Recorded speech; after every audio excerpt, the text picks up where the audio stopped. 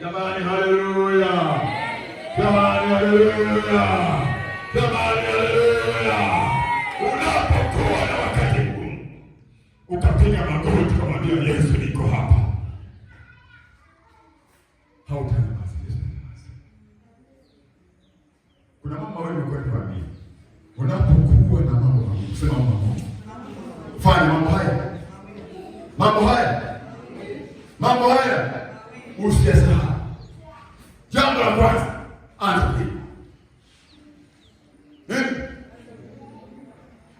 Anza bali. Unaona ugumu ni mgumu, anza kuimba.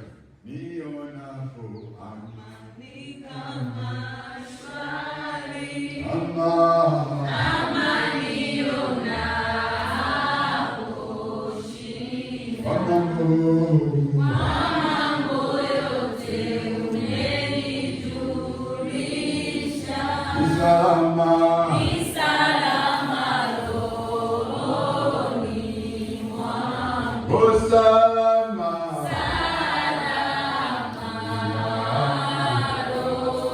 rohoni, ni salama rohoni mwangu. Kila mara watu walipoimba, sema walipoimba, wakaimba kutoka ndani ya mioyo yao, ukaimba toka ndani ya moyo wako. Yehoshafati, vita ni vikubwa, maadui wamejipanga, wameomba, hakuna matokeo. Roho akasema katikati yao, jamani, haleluya, hamhitaji kupigana vita hii, maana vita hii ni ya Bwana. Kutana wote wana wa Israeli wakasikia neno ya ujumbe ulipokelewa siku hiyo, wakaanza kuimba. Sema kuimba. Walipoimba maadui wakakimbia. Haleluya. Paulo na Sila gerezani wakaimba, sema wakaimba. Milango ya gereza ikafunguka. Sikiliza niwaambie, kuna nguvu katika kuimba.